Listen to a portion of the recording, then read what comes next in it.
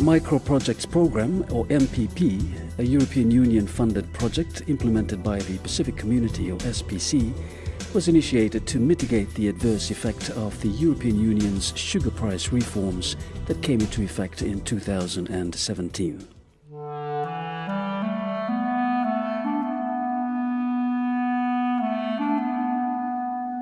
On the 20th of February 2016, Category 5 Tropical Cyclone Winston struck the Fiji Islands, causing extensive damage and killing 43 people. Total damage is estimated at 1 billion Fijian dollars, the equivalent of 460 million US dollars.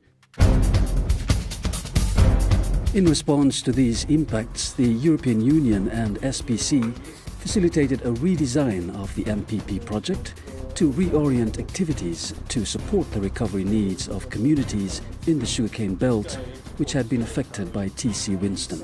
There's two key result areas that we're focused on. One is to improve access to affordable electricity and income generating opportunities, and the other was to improve access to improved water and sanitation facilities, in particular in the schools in the Cane Belt area. There's an additional component that also comes under the WASH element, which is hydrogeological surveys in 6 communities in the Cane Belt areas as well. Immediately after Tropical Cyclone Winston, the project was re-augmented and SPC worked closely with the Ministry of Education and NDMO to identify schools that would receive assistance. 34 schools were selected after having undergone a thorough assessment of the status of their ablution blocks, their water supply and other WASH essentials.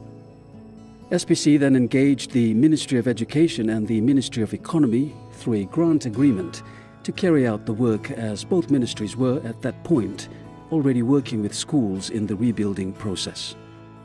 WASH is an abbreviation that stands for water, sanitation and hygiene. So that's to do with water. That is the improvement of the quality of water in schools, anything to do with water. That is one, and there's sanitation. Sanitation is the part where they ensure that the facilities are covered, that is, there are always the proper toilets are there. If there are flush toilets, the toilets are flushing well, and there's always water that will supply the toilets to keep them working all the time, and there are no blockages. This school last year was the first year for them to introduce this WASH. And it's such a big change. It gets a big change to the school, especially with hand washing. And most importantly was the use of a toilet. The use of the toilets for this school was an issue. So we brought in toilet usage to come in line with WASH so that we can try to instill in children's mind the proper usage of the toilet. We are very fortunate that WASH came in, because most of the time in my past years in teaching, even as teachers, we don't bother about children's hygiene like washing their hands. Just after 12 o'clock, we used to tell them, go and have your lunch, without telling them to wash their hands. But we are fortunate that when the WASH team came in, all those little things we used to neglect. But now, when we are aware of it and we inform the children, but children are enjoying doing it and they love doing it. The implementation of the program provided the opportunity for teachers who were going to be WASH coordinators to be trained on how to implement the program in their schools. When I attended the workshop, I personally came to know that that WASH program is very important in the school. Some of the changes that I brought in after attending the workshop, that we have increased the number of washing points. More washing points and more taps and hand basins being erected in the school. And it has resulted that we have reduced the sickness level in our school. On routine visits to schools, the Ministry of Health was concerned with the high number of eye diseases such as conjunctivitis and trachoma. With the introduction of WASH, there was a dramatic reduction in these diseases. And with all these NCDs and the different types of diseases that are coming in, I think it is a very good idea to implement this WASH program in school. And we have seen that it is very effectively run. A lot of changes have happened. Students are adopting a cleaner lifestyle. They're having a more hygiene, better hygiene.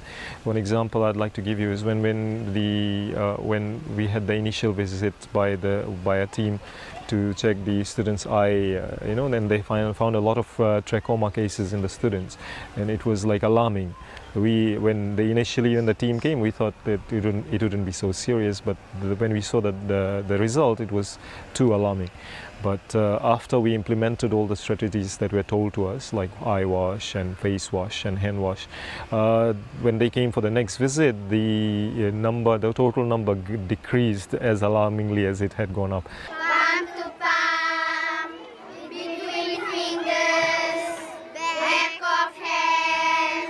The WASH program has generated a positive response from teachers, but especially from the children themselves, towards hygiene.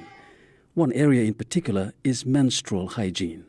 One good thing that happened during the WASH program, that they repaired the girls' toilet down, and they put showers, installed it, and it's for the girls who are going through their periods.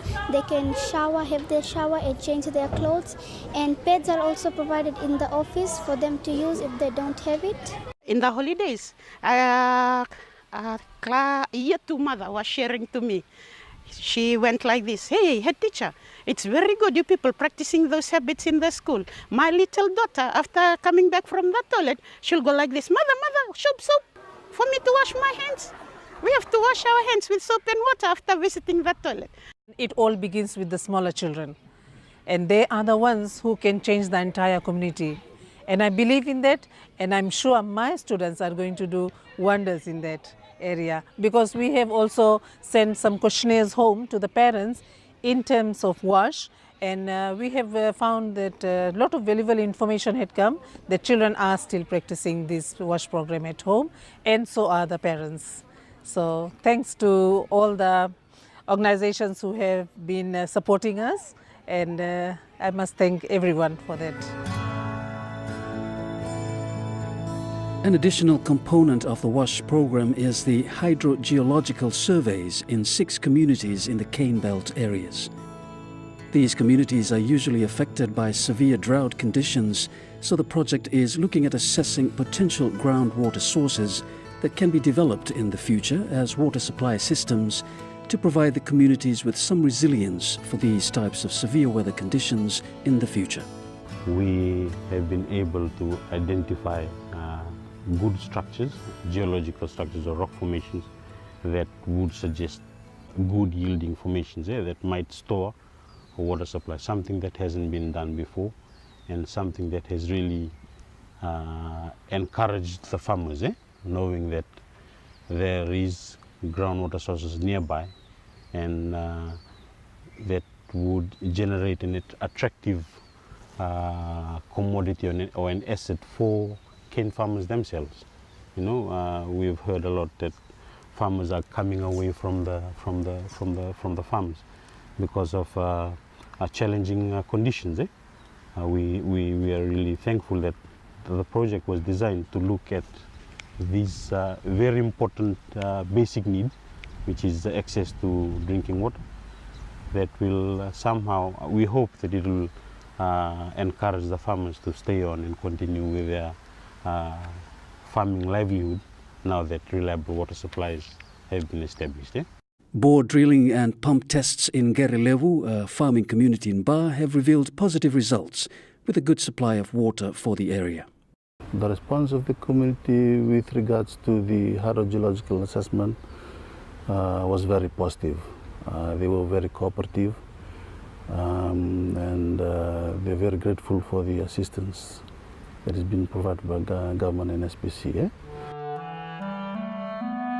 Soon after Tropical Cyclone Winston, around May and June of 2016, surveys were done in the sugarcane belt areas together with the Fiji Sugar Corporation, or FSC, to identify households whose homes were damaged and who did not have electricity. If you consider the livelihood of cane farmers, they're not incredibly well off, as you can imagine. So, we have to allow them time to complete the refurbishment or rebuilding of the houses that have been damaged. So from February we started installation of our target of 500 solar systems in that area, and as of today we're up to 416. So it's been slow, but progress has been steady.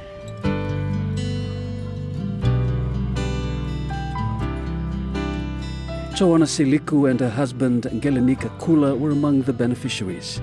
Living in a remote area, they could not express their gratitude enough at the installation of their solar system.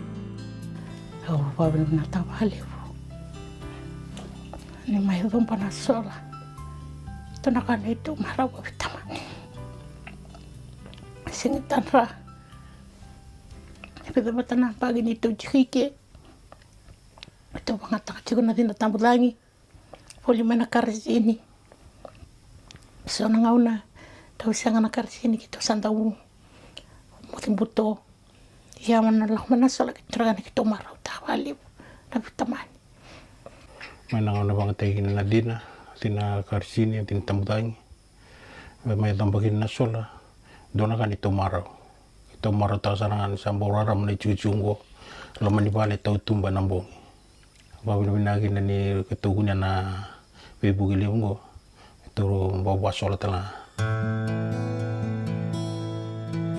In Rakiraki, nestled beautifully into the hills in a place nicknamed Everest, is the house of Vijay Pratap. Vijay and his family were overjoyed that they could now have permanent electricity completely free. It's just like we are in heaven. I drink all night, grog, for that happiness. जैसे कि पहले हम लोग kerosene light use करो, benzene light use करते रहा, तब अब है पहले केरोसिन चाहिए, बेंजीन मांगो रहो, अब है तो बटन दबाओ, switch on. We are used in the kerosene lantern and everything, but my family, my kids are very happy and they are thankful to this European Union and also the solar community. इस गांव के तरफ से मैं बार-बार धन्यवाद दे रही हूँ यूरोपियन यूनियन को और SPC सभी को मैं बार-बार धन्यवाद दे रही हूँ. One of the original components of the MPP program that was linked to the rural electrification component was to look at the type of livelihood or income generating activities that farmers were engaged in. We engaged with Oxfam eventually, and there was some assessments done on the training, reassessments done on the training needs. And Oxfam, our partner, is working with Friend Fiji, and they are currently delivering training on beekeeping, organic and cash crop farming, food processing, and there's also youth employability skills. So a lot of youth in the cane farming areas who don't have access to employment, they're getting trained on the use of Microsoft and various other essential office type skills. Kalau ngateni boleh na kani office assistant boleh ya talenga tara buke on naroni apply ndana banu taka tunde kina merani redirto na tating ko tikir na lubem.